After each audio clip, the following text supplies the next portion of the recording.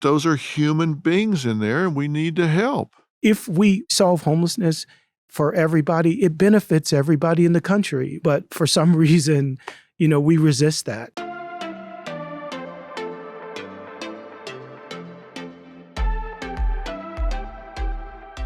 California holds more than half of all unsheltered homeless people in the United States, 53%, and has the highest number of homeless encampments.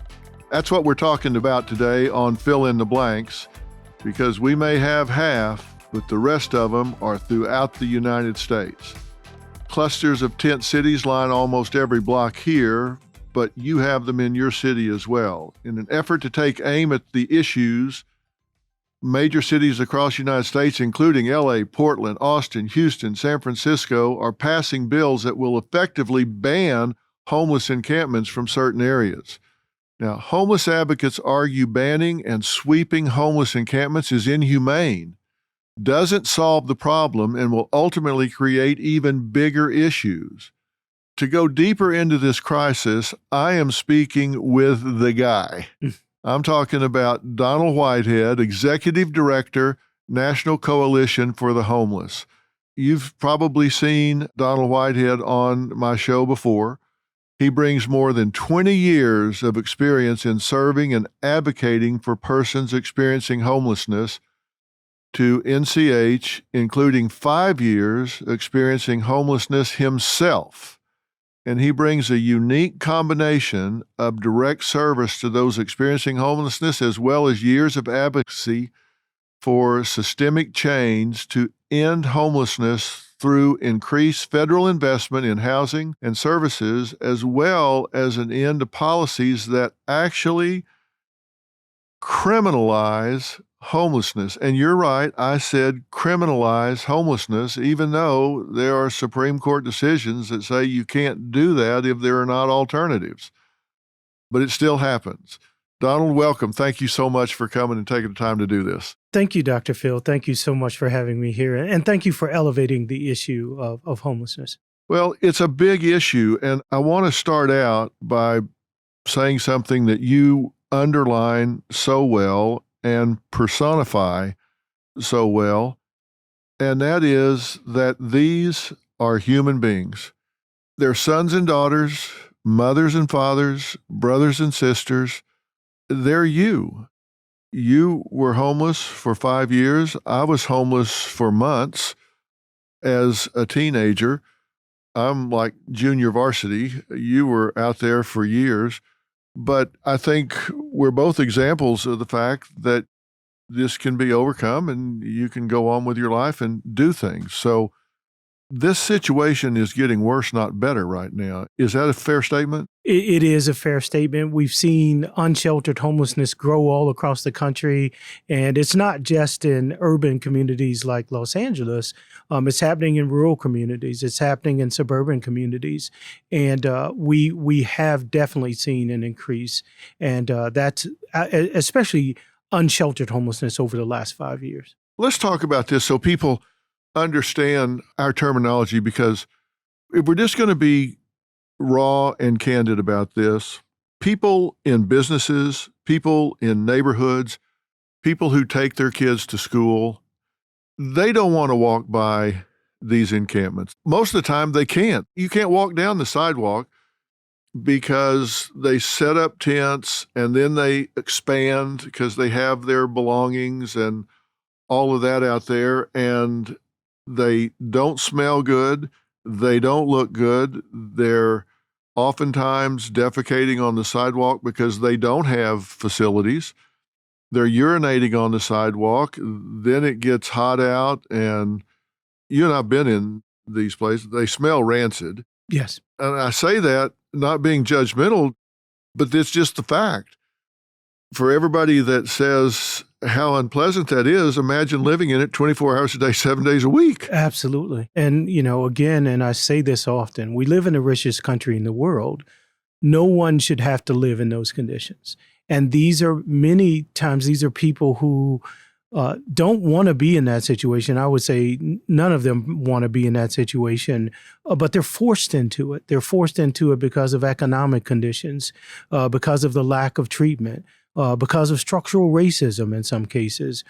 So these are underlying issues that we have to address to be able to get people so they don't have to live in that. And you're right.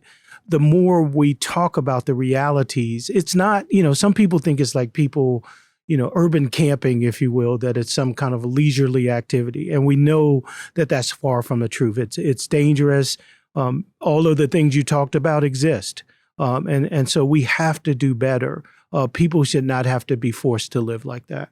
Okay, now let me play devil's advocate. I don't want anybody rolling their eyes about this and saying, first thing you did was play the race card here and say, well, some of it is structured racism. First off, what percentage of the population are people of color? So African Americans make up about 40% of the population. They only make up 13% of the general population in America. Yeah. When you look at Pacific Islanders, it's a 9-to-1 ratio. If you look at Native American, indigenous people, it's a 3-to-1 ratio. And the reason why structural racism is why we think that exists is that if you look at poverty, there is a relationship to poverty that changes when you talk about these people of color. So if you look at people of color, the number of homeless people, the number actually is higher than those in poverty. But for all other races, white Americans, Asian Americans, that number goes down. So poverty isn't the underlying factor. So it has to be some of the traditional structural issues that have plagued people of color for decades. Okay. And when you say structural issues, fill in the blanks for people. So we're on fill in the blanks. So fill in the blanks. Absolutely. So let me fill in some of the blanks there. So when we talk about structural issues, we talk about the fact that people discriminate in who they have in their housing. So in order for us to be able to create enough housing units, we have to have people that don't deny people housing because of their race. We know that that still exists in this country. When we started out in the 30s with housing programs, those programs were not, we had what was called redlining. And so people were not able to purchase homes if they were people of color or immigrants also. And that's changed over the centuries. Some people who immigrated from Ireland or some Asian countries or other parts of Europe were considered other. And so Black people and other people of color have continued to be other. And so when we created housing programs like public housing, that housing was segregated at the beginning, and it was actually segregated in places that were integrated already. The jobs programs created in the New Deal, people of color were not able to access those jobs. Servicemen returning from the World War, veterans, there were GI Bills, but people of color were not able to get into those GI Bills. And what was created was impoverished communities, and they are what people consider ghettos. And what happened is not only were people not able to generate wealth, and one of the easiest way to generate wealth in this country is through home ownership. So if you don't own a home, you can't generate wealth. And so we have had decades of disinvestment in those communities. And now they're food deserts. They don't have the healthcare facilities. They don't have banks. They have predatory lenders. And so that cycle's continued. And even in the home ownership, 2 weeks ago in Baltimore, Maryland, there were 2 professors at Johns Hopkins University. They were a mixed race couple. There was an appraisal of their housing by an appraiser, of course. The first time it was the African-American woman who met the appraiser. They appraised the house and she got a price. They thought it was low, so they took all of her identity out of the house. The white husband was the person who got the house appraised, and there was a $236,000 difference. And so we know that it still exists in this country, and especially in communities that are in the South. Yeah, and research into real estate agencies, real estate showings, with couples, individuals that are African American still reveal redlining. They're just careful about it. And banks are still getting accused. Wells Fargo just a few years ago was accused of redlining and paid enormous fines in Baltimore, Maryland. Yeah. So the definition of structural racism is intentional decisions made by a government or a structure to advantage one group of people over another. Yeah. And to break that down, we're talking about lending institutions. We're talking about mortgage companies as a lending institution. We're talking about housing. And when you think about it, your number one asset for most families is their home. That's what appreciates across time. The Absolutely. biggest percentage of their net worth is their home. And if you're denied the opportunity to own a home or buy as much of a home or in a favorable area that's going to appreciate, then you're denied building that wealth. Exactly. And so I just wanted people to know that's what you were talking about. I mean, those are real things. They're real things. And, kind of when I look at other factors, and these are things that, sometimes people can write off things. We can talk about the over exposure of people of color in the criminal justice system. Although, if you think about the crimes related to substance abuse, the levels of use are the same. However, the people who are convicted of those crimes and the length of sentences is different if you're a person of color. And the one that really sticks out to me is in healthcare. So if you look at maternal health, for instance, if you take a look at that issue, the death of mothers and the death of children is the same for mothers of color with advanced degrees. That is at the same level of women, white women with less than a 7th grade education. So there's something wrong there. And until we come to grips with it, until we actually create actual solutions that address it, we'll always be stuck in this cycle. And I think we're coming to a realization that there is a problem.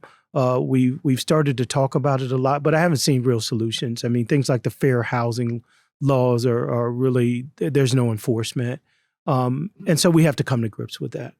That's a very real thing. And I just wanted people to hear a nuts and bolts explanation of that. So it's not just some liberal explanation. Just do the math. It's very simple to trace and it's very real. But now, putting that aside, whether they're black, white, indigenous, whatever, we've got how many homeless people across America right now, people experiencing homelessness? How many would you say, using the most common sense definition? I know we get into a lot of different definitions, but the most common sense definition, how many people are experiencing homelessness? So I think the number is closer to 5 million. And it may even be higher than that, in my opinion. And this is Donald Whitehead's opinion. It's really hard to quantify homelessness. People are hard to find. People live doubled up. And I think doubled up, if you don't have a fixed address and somebody can walk in that apartment and say you have to leave, you should be considered homeless. Right. But most of the federal departments don't consider doubled up homeless. And so the numbers vary, as you say. The Department of Education says alone there's 3.5 million children that are homeless. So the numbers that we see typically are 3.5 million. Sometimes we see 500 on a given night, but those are all undercounts. And I do believe that's a fundamental reason we haven't addressed this issue in a way that really dramatically reduces the number, because we're using numbers that don't reach the scale of the problem. So, we have a Congress that's looking at creating solutions for 500,000 people when there's more like 5 million people. And, if we don't ever raise those resources to the scale, I think we're almost there in Build Back Better, the original version that had like $75 million for housing. I'm sorry, $25 billion for housing, 70 million for public housing alone. We were getting close, and that wasn't even enough. But We keep coming up with these myopic solutions. And let me say one other thing about structural racism. I want to say this, that I'm not saying that everybody in America is a racist. I'm not saying that white people in America don't experience the same issues. And the majority of the people that are homeless are white. But I'm saying that people who are white never have to experience these issues of discrimination based on the color of their skin. And yourself, you've been through struggles. We saw people on a panel today who went through struggles. We know all kinds of people go through struggles. The difference is it's not because of the color of their skin. And the solutions, what really gets to me, I've been reading a book by Heather McGhee. It's called The Sum of Us. So there's such a resistance to solutions that could actually help solve this problem. And those solutions would benefit everybody. They wouldn't just benefit people of color, they'd benefit everybody. It's universalism. So think of Medicaid expansion, for instance. More people that are white need Medicaid expansion than people of color, but we've resisted doing that. Why? In those communities where there are hospitals closing every day, Texas, for instance, won't expand Medicare, and they have more hospitals closing than anywhere in the country. It just doesn't make sense. If we solve homelessness for everybody, it benefits everybody in the country. We don't have to utilize the resources that we're using, but for some reason, we resist that, and it just pains me to say that. Well, however they got there, however these people that are living on the streets, whether they're hopping from shelter to shelter, whether it's chronic, whether they're 6 months or they're 6 years, whether they got there through discrimination, mental illness, drug addiction, whatever it is, the solution, as you say, is going to have to be universal, and it's not going to be a one-size-fits-all. The biggest challenge that I scratch my head about when I'm thinking about this is you've got a big percentage that have become addicts. You've got a big percentage that are mentally ill. Mm-hmm. You've got a big percentage that are just financially disadvantaged and just simply don't have the earning power, the wherewithal, the traction to get to the point where they can get a place to live, pay the deposits for utilities, and sustain it. I mean, I'm sure there are more, and there's a lot of overlap within those, but those are three different groups that are going to need nuances to their solutions. But all of them have some things in common. You can describe it a lot of different ways, but one way we've talked about it before is like Maslow's hierarchy of needs. The first thing you've got to do is actually meet their survival needs, where they know, I'm not going to freeze to death, I'm not going to starve to death, I'm not going to be murdered, I'm not going to die from the elements or whatever. I've at least got that covered. And that's why you say that it begins with getting them in a safe home. Yes. And we know that we have enough empty places in the United States to put everybody, but we don't do it. I suppose that people have the right to rent their places to whoever they want to. Does it make sense in New York City to go in and buy a hotel, rent up a whole hotel, which has been done? Mm-hmm. Did that work? They did it for a while and then they didn't.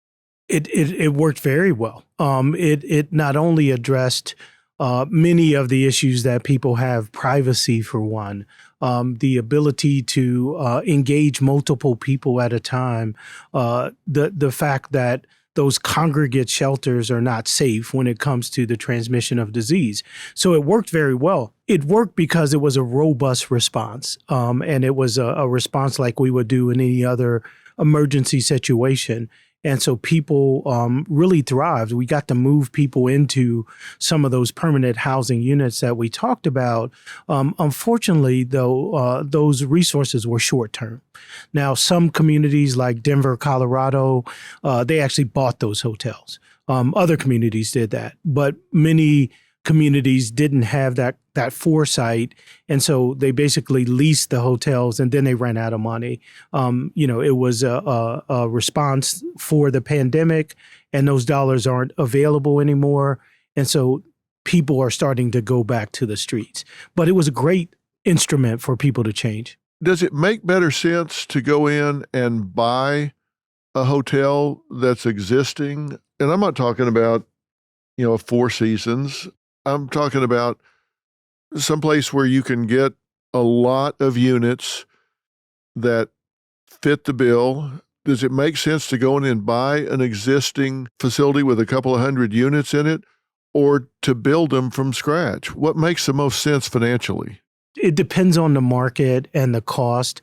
I think the hotel purchase would probably be more financially feasible in most communities.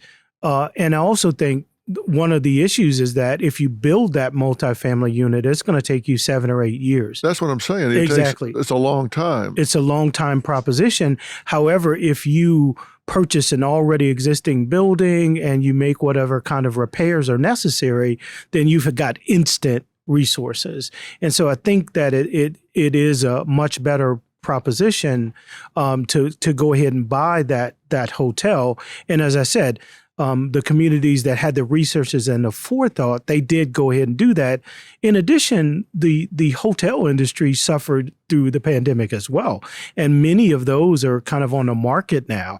And so if you take the resources that we use for some of those other solutions that are not as practical, like criminalization, instead of putting people in jail, because there's a cost associated with that too, we should put those resources into providing housing and supportive services. If you put somebody in jail, you're talking, what, $40,000, $50,000 a year? Absolutely. Per inmate? Absolutely. That's not cheap. It's not cheap at all. And it's a cycle.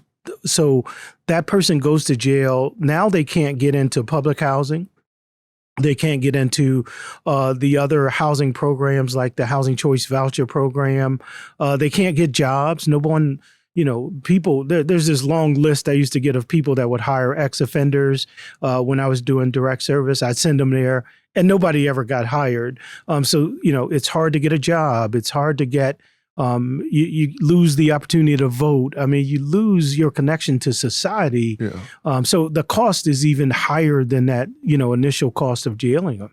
And a lot of these people that are in jail and certainly would be in jail if that model is allowed to go forward, let's just be honest, they're in jail because they're homeless. They're loitering or because they've got nothing else to do. They default to drugs. Their crime is having nothing going for them at that point. Absolutely. It's a cascading cycle. So they get a loitering ticket. They get a fine. They don't pay the fine. Then it becomes failure to pay fine. There may be an interaction when they're arrested and they get a resisting charge.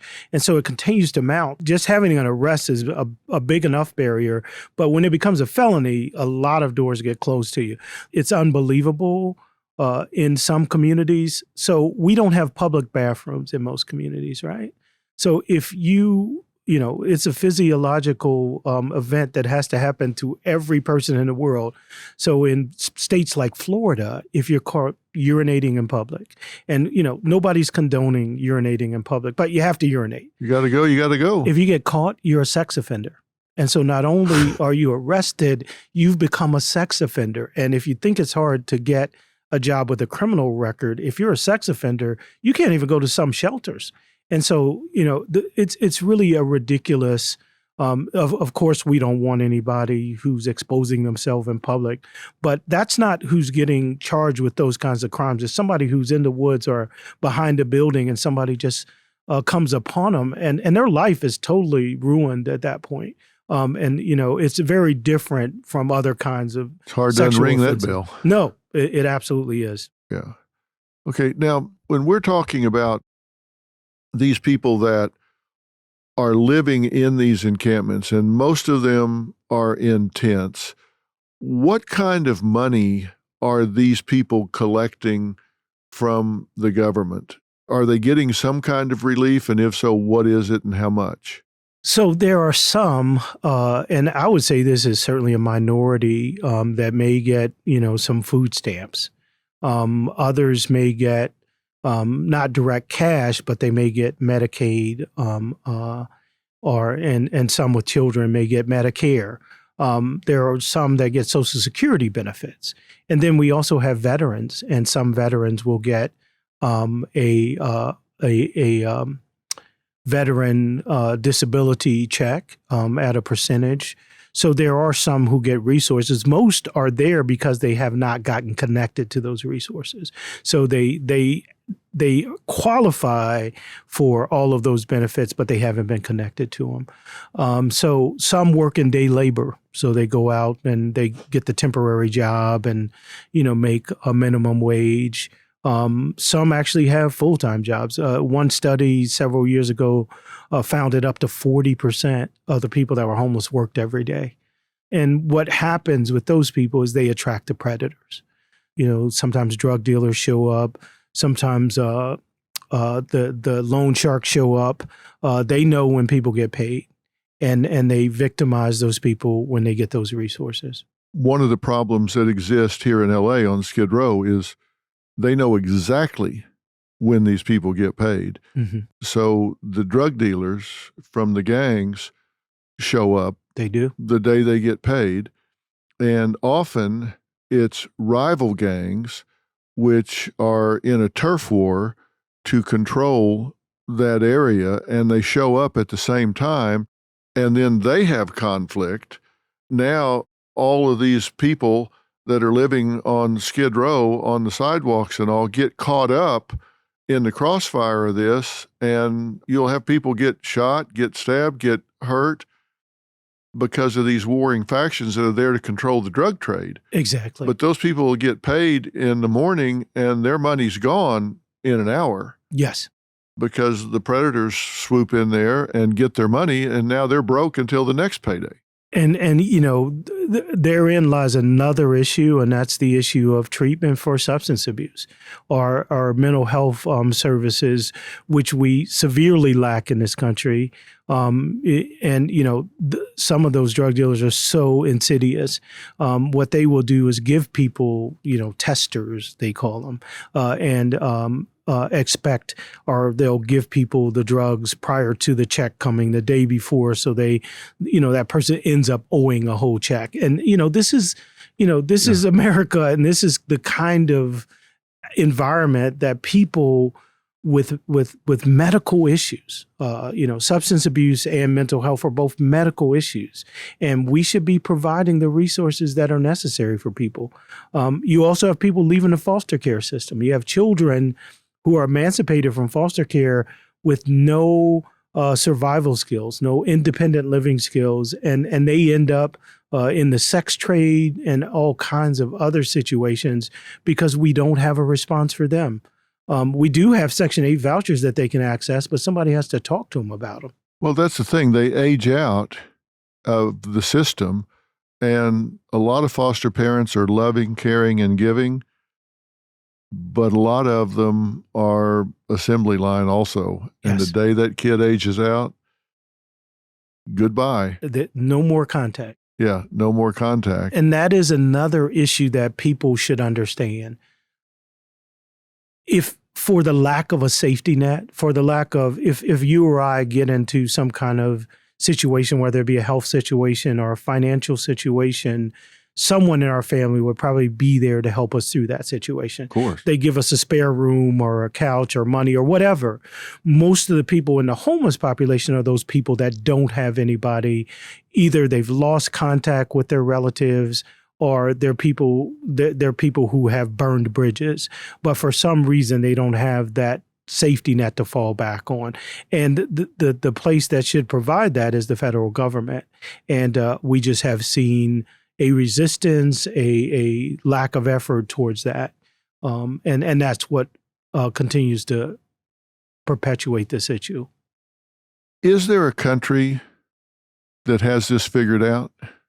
There are some European countries that have done a much better job. Finland is one example.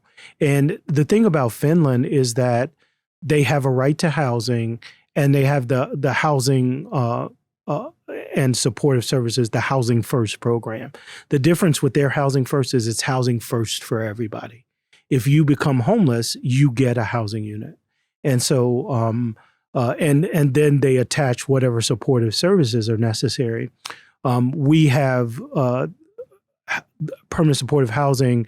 You have to qualify. You have to have a disability. You have to be homeless for a year consecutively, or have had 4 episodes in 3 years. So that's about 10 to 20% of the population nationally.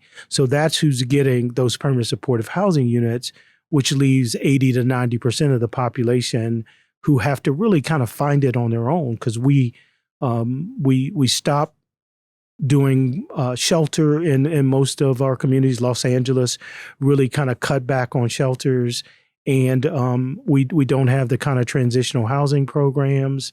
So there's this whole, the majority of people don't have a real solution. If the government steps up and say they come with $25 billion or whatever would be the dream scenario to provide permanent, stable housing for, pick a number, 5 million homeless. This is, I know, all hypothetical and a pipe dream, but let's say that happens. What is the balance where you get away from the non-contingent situation of just giving people a house, giving people an apartment, giving people a dwelling? The antithesis of that is people that are really compromised in a dire situation having to qualify. That's not the answer, clearly. Mm-hmm. The other side of it is you just show up and we'll give you a free place to live. That seems to have a flaw in being a disincentive for people to take pride in what they're given. They have no sweat equity in it. They haven't done anything other than to be disadvantaged. How do we motivate those people where they say, okay, I've been given a break here, and by golly, I'm going to hang on to this. I'm going to make this work. This is a launch pad. This isn't a soft place to fall.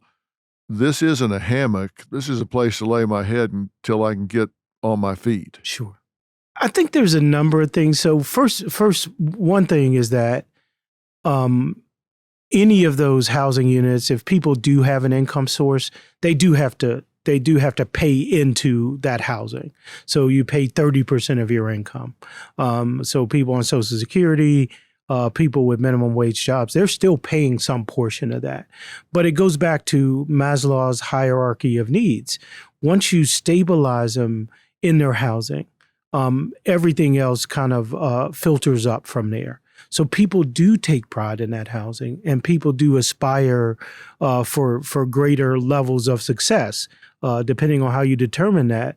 So I think the incentive becomes, once you put people in a community, people do try to mimic or emulate what other people in that community are doing. And once you stabilize them, they'll look to be the best. People want to be the best that they can be. Sometimes the barriers are so hard to overcome that they never make it there. But if we give them, the opportunities to stabilize themselves, they'll work on the other things. See, inertia, the tendency for bodies at rest to remain at rest. Mm-hmm. And momentum, the tendency for bodies in motion to remain in motion. If we take somebody that has just been sitting 20 hours a day in a tent on a sidewalk, which has got to be the most boring those days have to seem like weeks long. Right. But they're used to doing very little to nothing. So now we move them into a place, they're inert. They're sitting there, and it seems to me that the caseworkers are so important because it's really hard sometimes to self-start from zero. But if you've got someone there that's coming by saying, okay, look, let's get a haircut, let's get some decent clothes, let's talk about what's your consequential knowledge? What is it you know how to do? What did you do before? Did you work on cars? Did you have good people skills? I mean, to really get them to start putting small goals in front of themselves and move. I've seen people that I've worked with that when you got them clean, you got them haircuts, you got women where they got any kind of modest wardrobe, anything where they sat taller, they stood tall, they wanted to do the next thing. Absolutely. But it just takes so little that I think they could really move. And drug treatment, the same thing. All of a sudden they've got a place to live. They start saying, all right, I need to ask more of myself, but they need that little bit of help. How much follow-up and how much casework do these people get once they're in a stable home? Well, so permanent supportive housing is not just the housing, it's housing and services. So everything you just described is what that case manager is trying to do. But they're giving the person the agency to make that decision. And it isn't, you have to do this tomorrow. You can get there over a period of time. You can gradually get there. And I believe that we should also do that in the shelter system. And that's what I did in the shelter I operated in Orlando. So, I had job fairs. I had recreational activities. I had motivational segments that happened at the shelter. So the housing first mentality doesn't have to be giving someone a house right then. It could also be looking to see what that next option is while they're in a shelter situation. So giving them case management, giving them all kinds of things that build on their own skills, the asset building that you talked about. And, that's actually what happened to me. So I, have been an actor in my life. I've done theater. I've done a few movies. I've done a bunch of commercials prior to me becoming homeless. And when I talked to my case manager and told them about that, they created a job for me that allowed me to utilize all those skills. And it was so impactful that I never went back to acting or comedy or the stuff that I used to do. I stayed involved in the homeless movement. And, it's incredibly tough to do that for everybody, but everybody has that something. They were an artist, they were a welder, they were a singer, they worked in a factory. And if you do that, what you described, if you tap into whatever that skill set is, and that's what case managers are doing every day. They're working with people within those permanent supportive housing units, and they're also providing people that have already done that. I had a guy that he became a mentor, and what he said is the reason I do this is I want people to see that they can get to the other side by seeing me do it myself. And so we have a lot of programs that have those ingredients. Unfortunately, not all do, of course.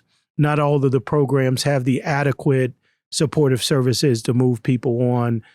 But part of that, again, lies in the lack of a overall full-scale government response. So instead of HHS and labor and all these other governmental agencies providing resources at the same level that HUD does, we're not seeing that. If we could see that, then what you say would be something that would be happening more regularly. How much do you see it now with people that you've gotten off the street, gotten into a stable home? How much do they actually attend day treatment for rehab? How much do they actually go to work? What are the stats on people that take initiative and go to the next level? It's hard to quantify that across the country, but I know my success rates in transitional and shelter were like in the 70% range. If you give people that opportunity, they'll take advantage of it. Not 100%, but I believe that most of the programs like permanent supportive housing has a 90% success rate for people just staying in the housing. And if they stay in the housing, everything else is possible. Over several years, it's still at 70%. Obviously we lose some people. These are the most vulnerable people on the street. So their life expectancy is going to be a little shorter. But even 4 years out, people are still at the 70% range. So when we provide these opportunities, the problem is we have a really tough time finding units for people to rent. All of the caricatures that people see. I know the young man is really trying to do his best to help with the TikTok videos, but when we villainize people, it really, the caricature that's created really doesn't allow people to understand that these are like the person next door. And if we give them a hand up, not a handout, we can really change, the direction of this country. Once we actually have an impact on homelessness, it impacts every other layer of society. And so if we could just convince people that people are people, you and I are perfect examples. I mean, we're doing our best to give back. And we're, I see this as my ministry. I do this because I think I went through those things to prepare me for this. And so, if people just, looked at who's truly been a victim of this issue and not rely on the stereotypes, we could really start to make some difference. Well, I'm a believer in it because I don't think I was particularly good at it, but when I was on the street, I had a job every day. And I think a lot of people out there did have a job every day. I did as well. I was young, but I was tall, so I looked old enough to have a job. But, I just went up and down the street. And this was back in the 60s. There weren't so many big chain stores. There were a lot of mom and pops in downtown Kansas City, and you just go from door to door. Hey, do you need any work done today? And you get a lot of no's. So you customize your pitch and say, you got a stock room that needs cleaning up? And I said, no, get out of here. And then pretty soon the guy's wife said, hey, he's got a good point. Looks like a tornado went through there. Absolutely. Pretty soon you got a job cleaning up a stock room, and it lasts 2 or 3 days. And then they take you to the guy 2 doors down. They and said, this kid did a really good job cleaning up my stock room. Then you're cleaning up his down there. And then pretty soon they let you sleep in the stock room at night. And then before you know it, you kind of got a little cottage industry going on. You can work it out if you do, and then you take pride in it. Absolutely. And you get going. And I saw a lot of people do that. And you're right. It's kind of a contagion effect. You see your buddy and say, hey, I got a job. Get a job, man. Let me introduce you to somebody. You can help me do this. I think people want to do better. They just need that first step. And it just seems to me that what you're doing makes all the sense in the world. Mm-hmm. I think the audience today, when you and I were working together, it seemed like we put a face on this. Yes. And I know you didn't like seeing those TikTok videos, but I thought it was good to say this is less than 1%. Right, he did. But if we don't acknowledge that, people say we're just whitewashing this and not acknowledging that these places are stinky and that there are some dangerous characters in there. And if we acknowledge, they say, okay, they're being straight up about this, but those are human beings in there and we need to help. And, sometimes they're not even homeless. I mean, so when I hear people talk about like the needles and stuff on the street, we don't know who left those needles there. We don't know if they're homeless or housed or the CEO of a company, and we also need to remember the origins of some of those epidemics. I mean, there was no, it didn't happen by mistake that the opioid epidemic started. I mean, the companies that started that knew that it was going to cause addiction issues. And some of them are paying, huge fines for that. But we blame the people at the other end instead of blaming the people that started that in the first place. They were targeted and victims. Yeah, and the crack epidemic, we know the federal government had a role in that. And, what I'm saying is those institutions should be paying reparations to people that are homeless. People are forced into the issue, and the people who were responsible for that should be responsible for the solutions. What is the cost, if you know, to the government for people that are chronically unsheltered at this point? Because it isn't free. No, and when we created a solution called the Bring America Home Act in 1981, I'm sorry, I said 1981. I meant 2001. The last bill that's still in existence that still funds homelessness was 1987. So I'm not that far off. But it was about the Congressional Budget Office scored it at about 81 billion. I think it's probably in the trillions now. The solution cost, and I think, if you think about the cost of what HUD spends, it's for homeless assistance, it's in the billions of dollars that HUD is spending right now. And I don't, I'm have many statistics in my head. I can't remember that exact number today, but it is actually not as robust as it was in the 80s. But it's very expensive. What I want people to understand is that these people on the street aren't free. No. So putting them in a home first situation, you got to look at the delta, because they're not free on the street. No. We're looking at the difference between the two. It's not zero versus putting them into an apartment or a house. There's a cost that's there to begin with. And that's one of the big issues around criminalization, because all of that money that's already been spent, whether it's through hiring outreach workers or case managers or intake workers, every time you move someone, you have to start that process over again. And so we're wasting dollars, not only the cost of incarcerating people, we're wasting the HUD dollars who've already been used on those people, or the healthcare for the homeless dollars that go into people getting free access to healthcare. Those dollars are actually going out the window, and they need to be doubled down on every time we move people. They have to restart that process. I just don't think some of the elected officials, when they come up with these myopic solutions, and it's really because people are complaining, homeowners are complaining, it's too close to their communities. The reaction from elected officials, especially around this time when there are elections coming up, are these quick fixes, these myopic solutions that really, you have to recreate every year and you never get to anything final. I talked about Tennessee. In Miami, they want to put people on an island. They want to move all the homeless people to an island. Like a leper community? Yes. And it's right next to a hazardous waste facility. Oh, that's great. In Missouri, they made it illegal to do permanent supportive housing. So, there's all these, there's a group that's going around the country that's actually promoting model legislation that really is not productive, which is causing harm to communities. It's called the Cicero Institute. And I mentioned them before, but they are providing this model legislation.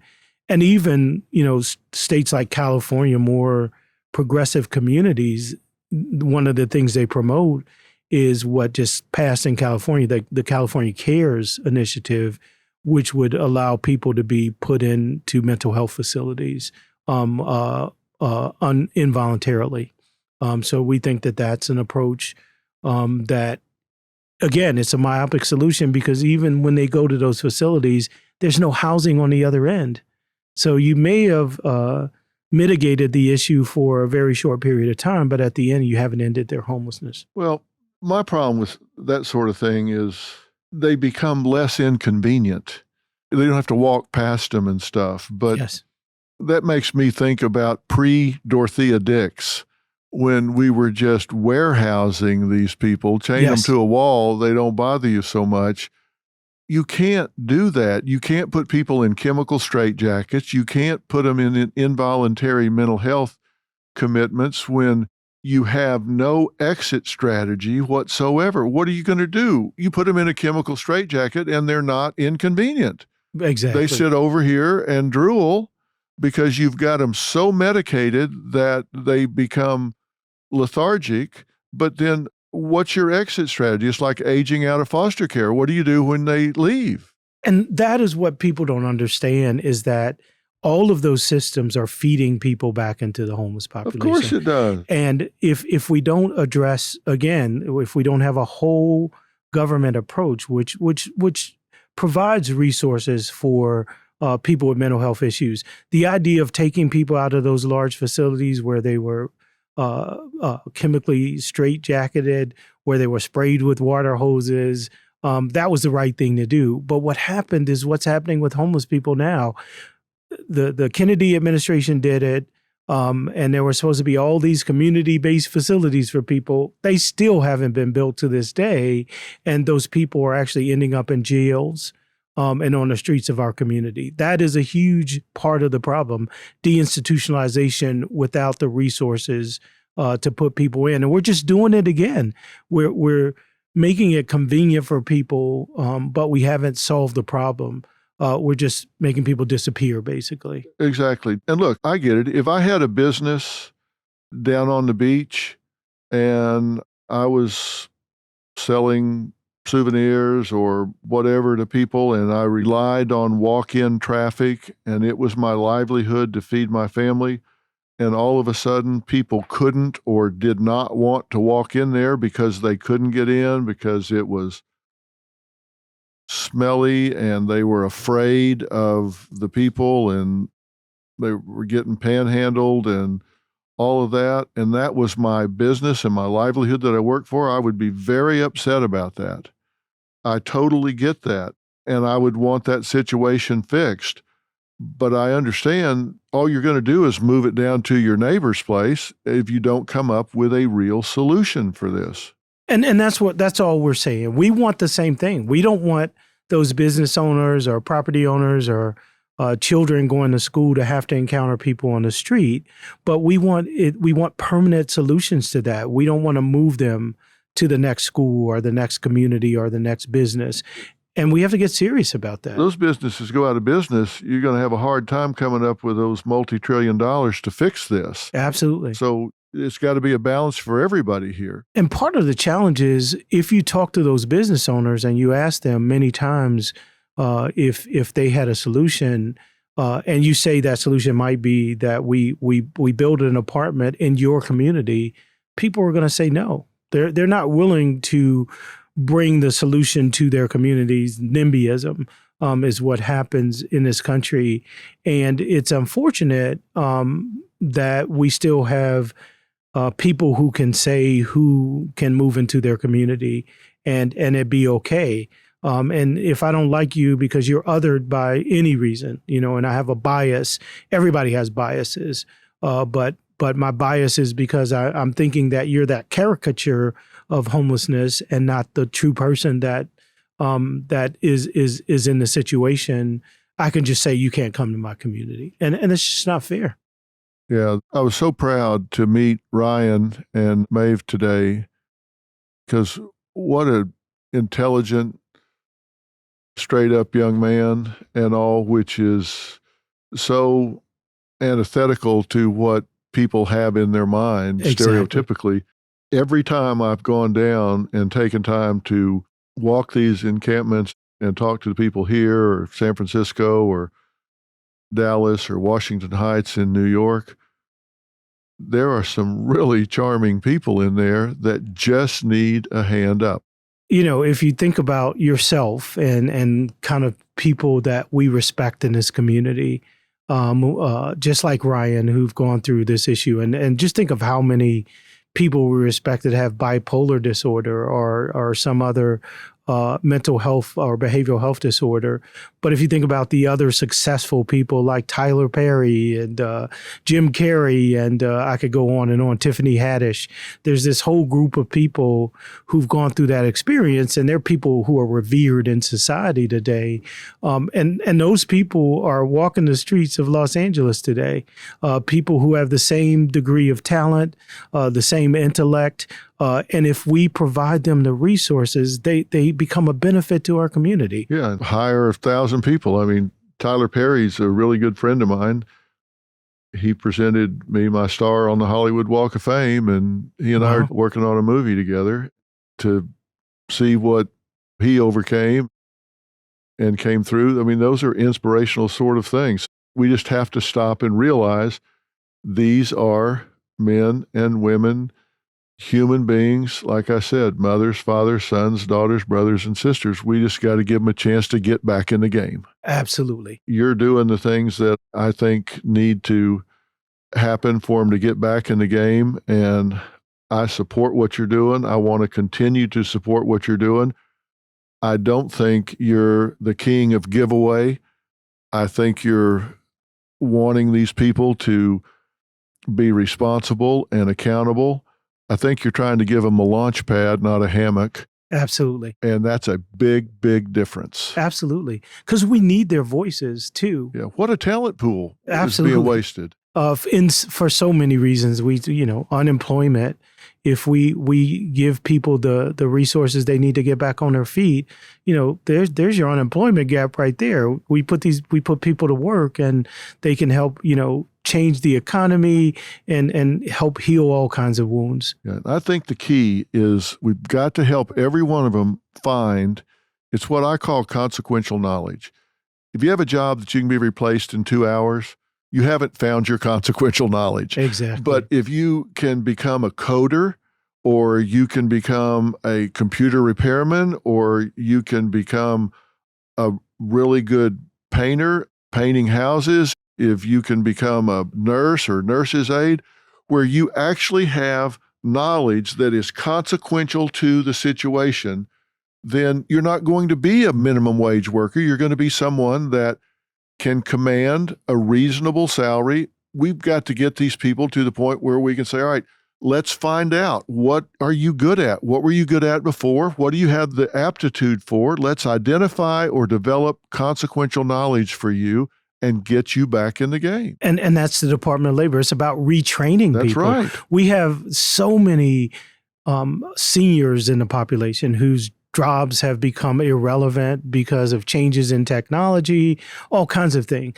If we had a Department of Labor that was retraining people for the environmental jobs, the gaming jobs, the coder jobs, all of those things, just think how much of an impact we could make on a society. Yeah, I'll bet you half of that population could work in the tech, computer industry, and it's needed. We just have to continue to do this. If I can help you bring heat to this issue any way and any time, put me in, Coach. You're doing it. You're doing it. And I appreciate you. And I know you'll continue to do it. And I'm just so thankful that you've chosen this as an issue that you want to support, because I reach out to, some of the people you mentioned all the time, because I just think them making a statement about it in whatever small way they can, people want to be near them. They want to follow them. They want to be attached to them.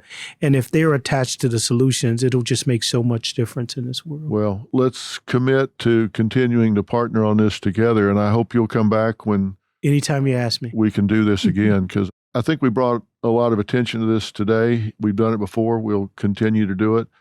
And if we need to hit them up on Capitol Hill, we'll go do that too. Absolutely. You got an invitation waiting to come to Capitol Hill. Fair enough. Donald, thank you for taking the time to do this.